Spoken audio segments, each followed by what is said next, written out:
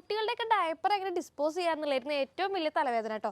അങ്ങനെ ഞാൻ കണ്ടെത്തിയ സൊല്യൂഷൻ ദേ ഈ കാണുന്ന മുതൽ ക്ലിയർ വേസ്റ്റ് ബേണേഴ്സ് എന്ന് പറഞ്ഞ ഇൻസ്റ്റാഗ്രാം പേജിൽ നിന്ന് കേട്ടോ ഞാൻ ഈ ഒരു പ്രൊഡക്റ്റ് പർച്ചേസ് ചെയ്തത്. ഒട്ടുമിക്ക എല്ലാ വേസ്റ്റും നമുക്ക് ദേ ഈ ഒരു സാധനത്തിലിട്ട് കത്തിക്കാം കേട്ടോ. അപ്പോൾ ഒറ്റ കാര്യം ശ്രദ്ധിക്കേണ്ടേ ഉള്ളൂ, നമുക്ക് ഫുള്ള് ഫില്ലായിട്ട് അങ്ങോട്ട് കത്തിക്കുക. അപ്പോൾ ഈ ഒരു സാധനം ഞാൻ ദേ കത്തിച്ച് കാണിച്ചു തരാം കേട്ടോ.